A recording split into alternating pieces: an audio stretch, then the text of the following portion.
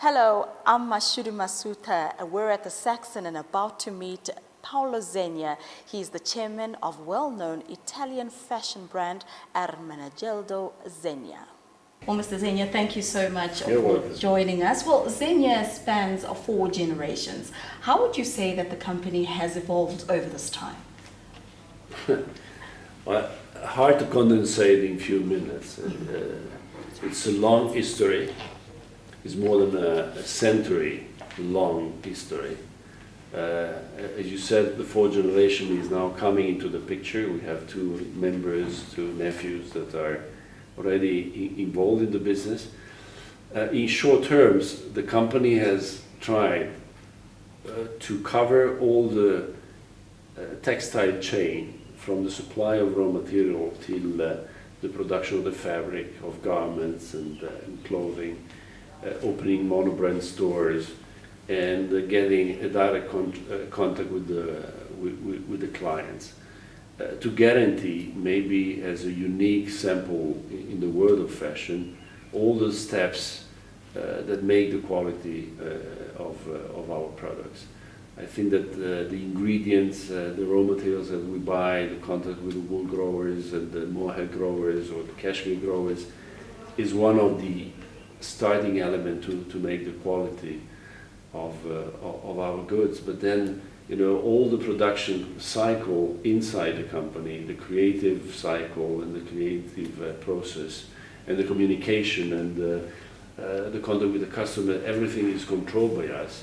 And this has made us a powerful company in the menswear sector. A powerful company within the menswear section. You've just recently reopened your flagship store over in London. Yep. Would you say that this is what the company needed at this time, really to connect with your customers? Listen, our previous store was already doing fantastic. London is one of the cities in Europe, and I would say the world, that is working better. Is really an international site where the presence of the company had to be re-established and reconfirmed and reinforced.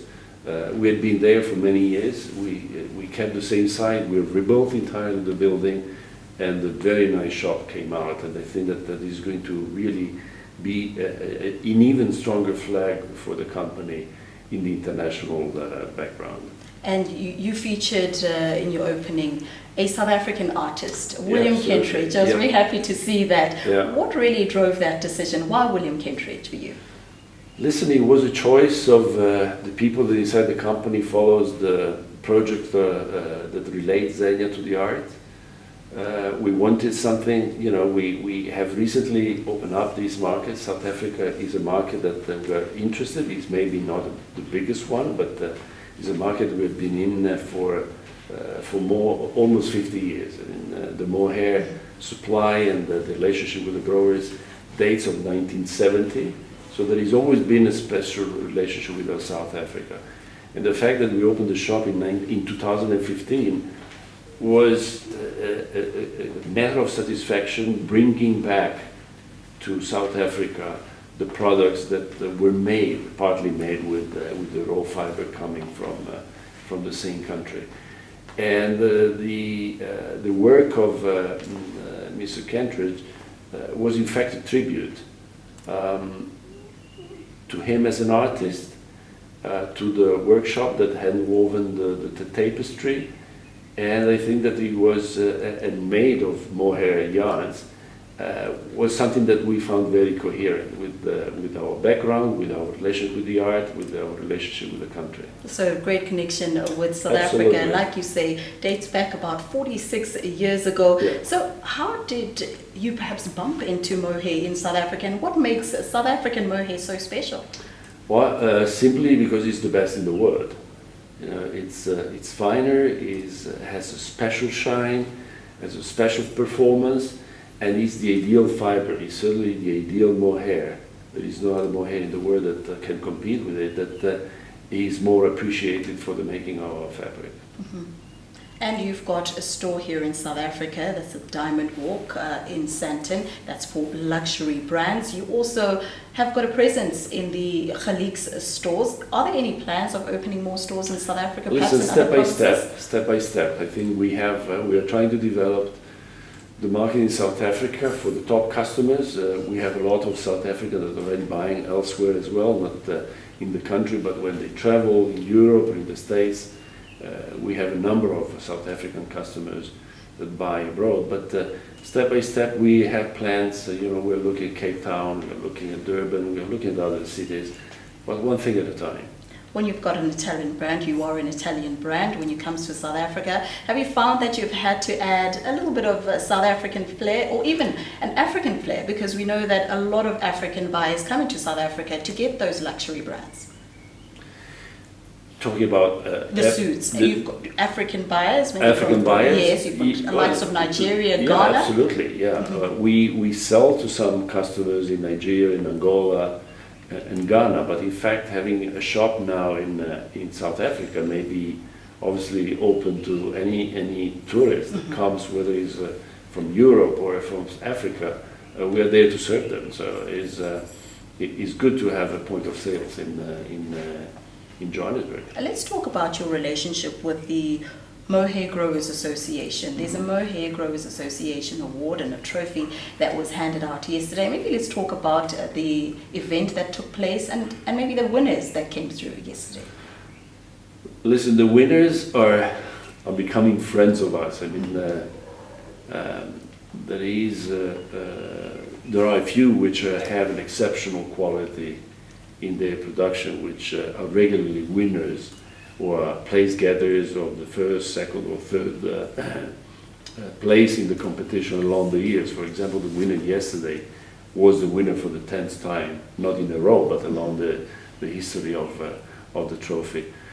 So the relationship is there. From time to time we have new growers coming, but it's in the end a quite restricted number of them. And I'm pleased to say that all of them continue to participate because they are willing to compete with themselves and with their colleagues. So there is a sort of constructive fight to improve their quality. This year, on the top of everything else, I'm glad that we organized a special auction for the Kid Mohair in June in Port Elizabeth. And in fact, it came out that the winner of the trophy got a world record prize for Mohair, so that the prize never been reached before at a Mohair auction. So it's a sort of relationship that we establish with them.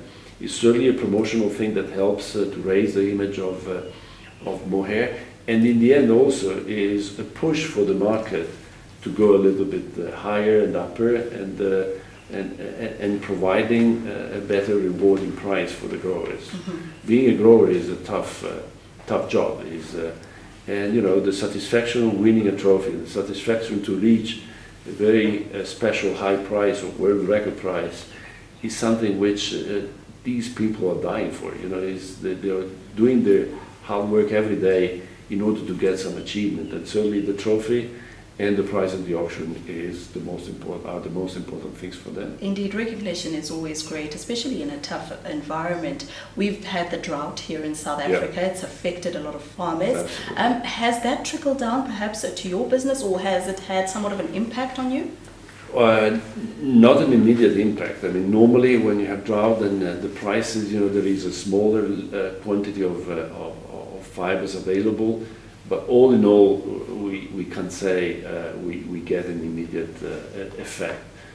We also work with stock of raw material that we keep in-house, so that to anticipate the eventual problems in the market. So I must say it is not something affecting us so much.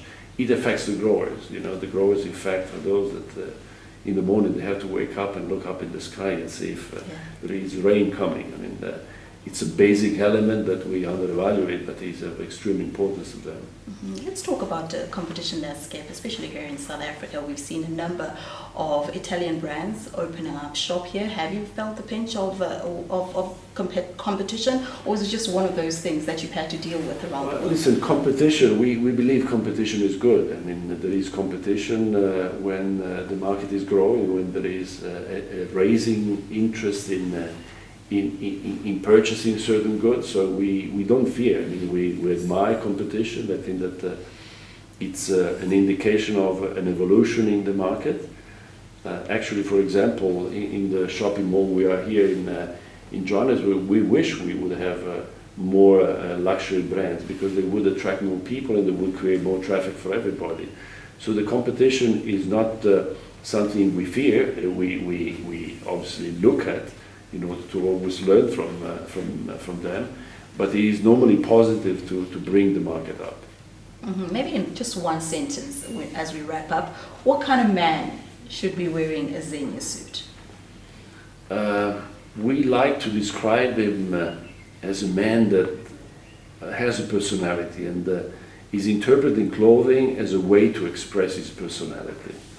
So he's not somebody that comes to the shop and says, listen, give me what you have, I don't know what to wear, give me an indication. I mean, you certainly have people that sometimes ask for advices, but we like to dress a man who knows what he wants, who knows how to express his personality, he knows how to put things together, and comes to us to challenge us to give our interpretation to what he wants. It is a nice relationship at that time you establish with a customer. Is a very open, constructive for both, and that's what we normally like the most. So somebody that has a strong personality, knows quality, knows how to establish and evaluate the quality of the garments he's offered. So he's not absolutely the guy that comes and says, listen, I want the most expensive things you have, and I don't care what it is. He cares a lot about what he's offered. And one of the points I want to stress is that having now the Mohair goods, Mohair products from Zegna brought back to South Africa, for South African customers appreciating that the garments they are offered come from Mohair, which come from South Africa, is a great element of satisfaction. Great achievement, isn't it? Yeah. Thank you so much, Mr. Zegna. You're welcome. With all that insight, we'd like to congratulate the Mohair Trophy winners, that's F.E. Colburn and Sons, who've won this award for the 10th time in the 45-year history of the awards.